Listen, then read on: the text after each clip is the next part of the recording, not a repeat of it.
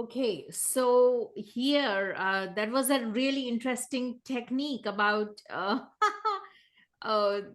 with Vanita, I think. Did anyone sort of, uh, you know, what did one think of it? I thought watch it. I missed the.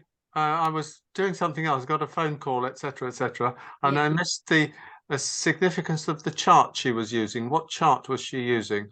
no idea. Well, she started off with the Chaitra Shukla.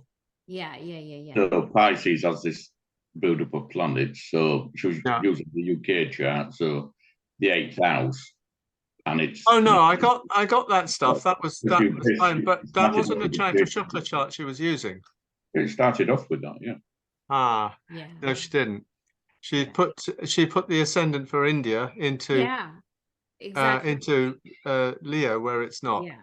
Perhaps But perhaps just to show the But she brought the situation of the UK same chart up, situation but of the she made planet. reference to me. yeah.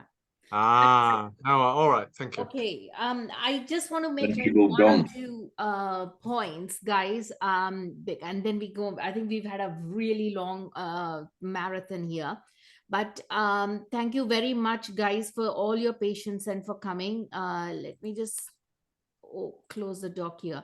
So here we can see that most of the time, as we kind of everyone's talked about this retrogradation of Shani in Dhanishta, which happens sometime, later in the year.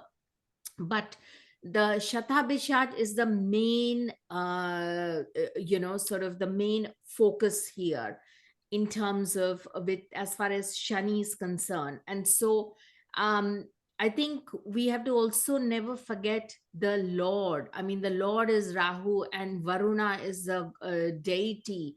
And often Varuna means, God of cosmic waters and all that.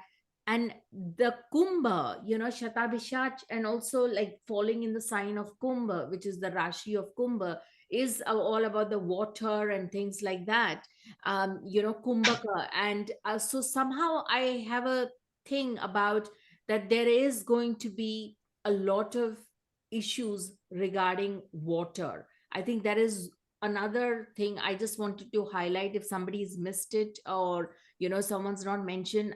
Somehow I feel there is in India already there is a lot of talk about purifying some of the waters which are horrendous. Some of the rivers are absolutely phenomenally, like, appalling, because of so much of waste has been dumped in it and all that. So I think this is the possibly the year when it will all sort of, you know come about. And even like Well, I I won't. mentioned that the developments in water technologies and water Yeah, would yeah, take place. And that applies ab- to the world, really, because it's not yeah, just the UK chart. I mean, yeah, absolutely. And also I think there will be a lot of R&D, because remember last, I don't, if anyone has kind of like, because I don't want to get into what happened last, but what happened last few years, hundreds of years ago, is when I can just quickly show. I don't want to go too much into in depth into that,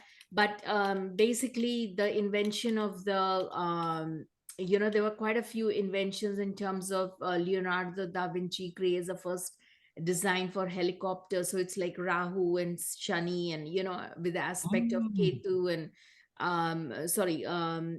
Shani having Rashi Drishti on Venus and Ketu and Rahu. So it is a similar sort of a situation that we find ourselves in. Mm.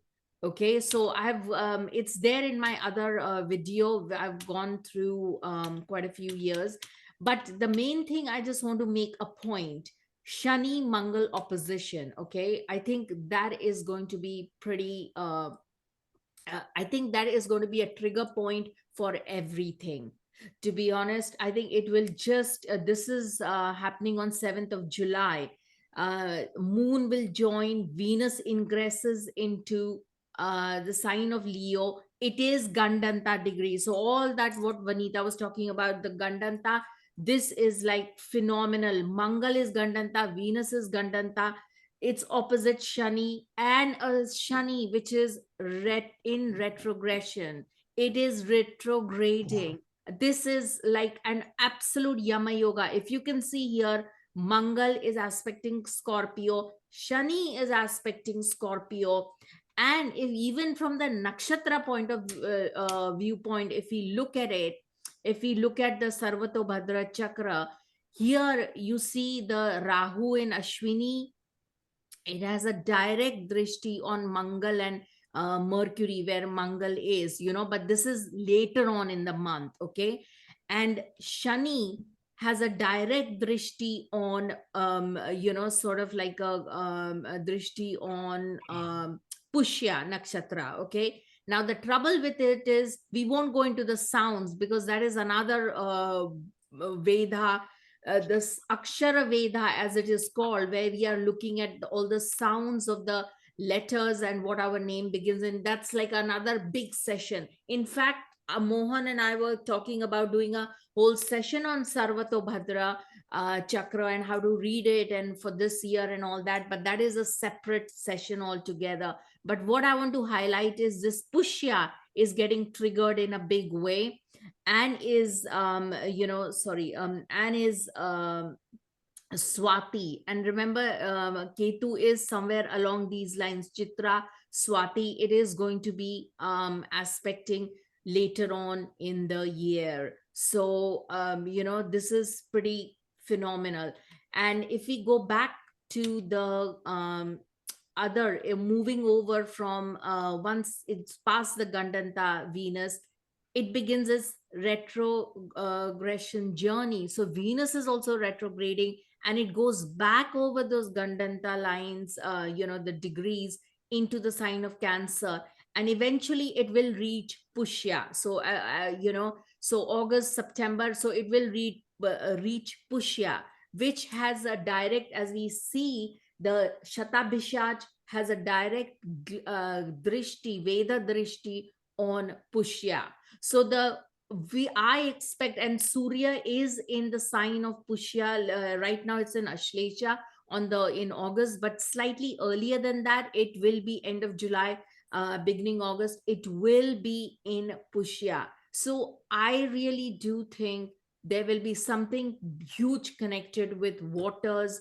some kind of real conflict arising out of waters and seas, because Varuna, the lord of Shatabhishaj, is the god of the seas. That it's inevitable. I mean, this is like, I don't even have to go past anything. The Sarvato Bhadra Chakra just tells me volumes about this. And it is and Scorpio, the one that is getting hit is, if you see here, from Rahu, the results in Ashwini, Jyeshtha is getting hit. And this is the anti-clockwise Veda, right? Like there are two Vedas in Sarvato Bhadra. One is the clockwise, and the one is the going behind. This is the anti. So Jyeshtha, which is falling in Scorpio, this is like, a pathetic situation. This is not a happy situation. And add to that, we are talking about, let me then move forward to the India chart. Okay. Guess what? The India chart has got Moon and Mercury in Pushya. So that is a Lagna Lord.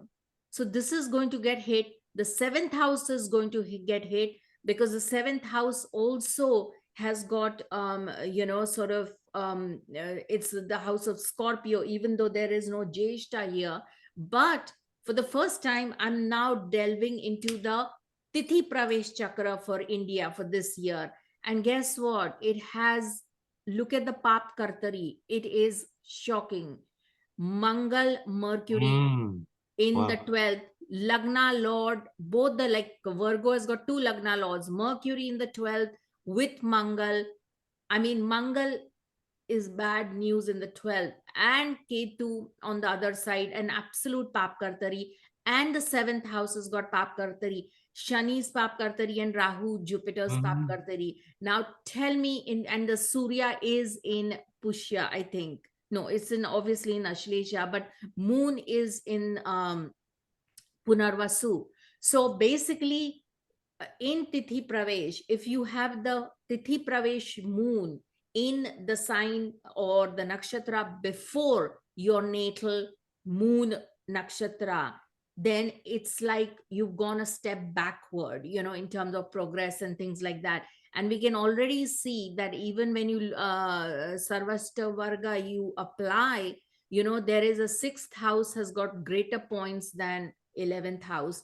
I think we are, maybe, I don't know, but maybe India is in for a little bit of conflict on a warlike situation where the borders are going to get heated up. Mhm. What do you reckon? China's been stirring something up internally. Yeah, wouldn't be surprised. Yeah. And I think the waters are a key to this whole conflict. Shatabhishat is Varuna. The waters are going to be like absolutely. Um, I think there's going to be some conflict brewing in the seas there. And Mm. somehow I think maybe India may get dragged into it.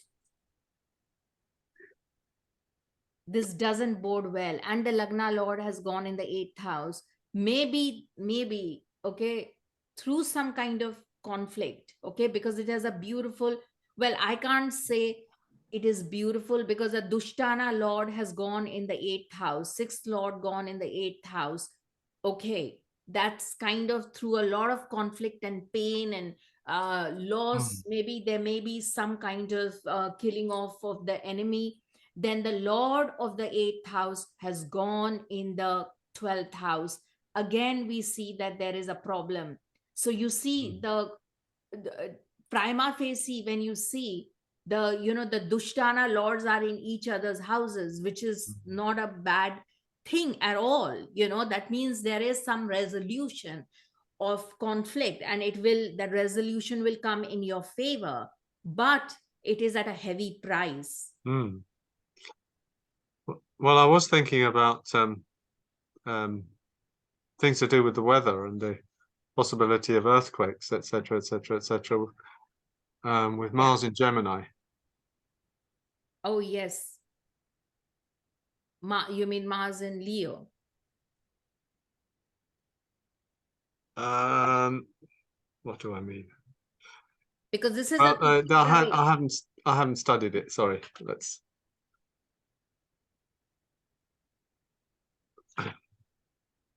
Yeah. So you see, we are in for a anyway, if there are no any takers for Tithi Pravesh, but this is what I see. I think we are going to have border issues. Mm. And it doesn't Look to bode- Pakistan or anything. yeah, Pakistan, Or China. China, I think, to be honest, I think it's both. Mm. But why I say China? Because of the involvement with waters, you see. Right. That's They have a presence in Sri Lanka, of course. yeah. So have you done the same for China? China. Have you done the same examination for China? No, I don't have China's chart actually, Ah, but right. we should do it at some point. But this is pretty yeah, it does look quite alarming. And the Shani Mangal, I think, is going to definitely trigger a lot of things here.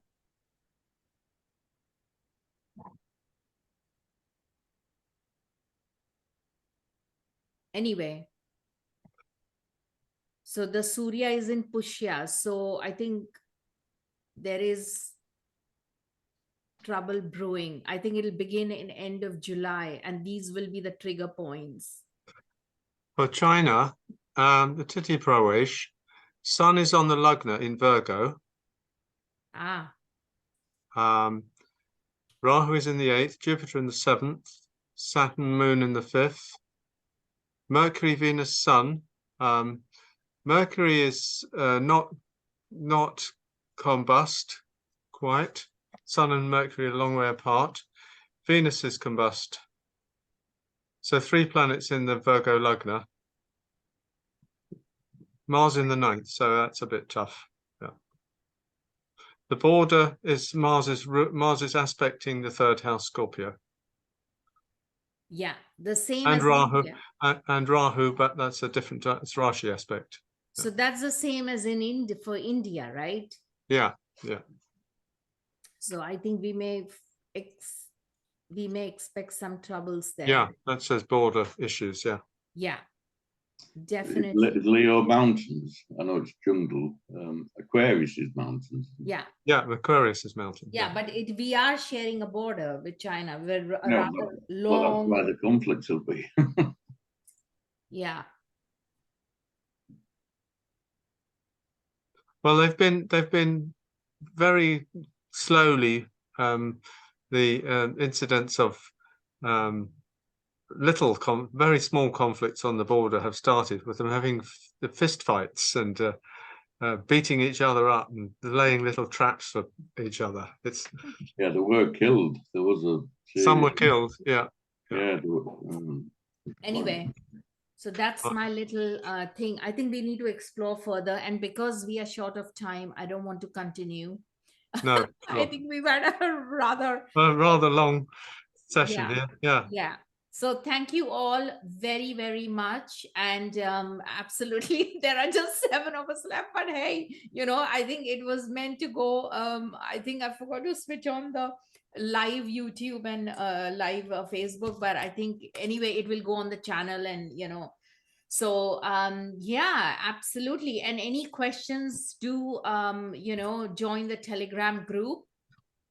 For sure, and or just put it in the YouTube channel and we will attempt to answer them. So thank you very much, Gordon and Paul. It's been stellar. You are like real troopers. Thank you. Goodbye. I'm switching off. Goodbye. Goodbye, everyone. Bye.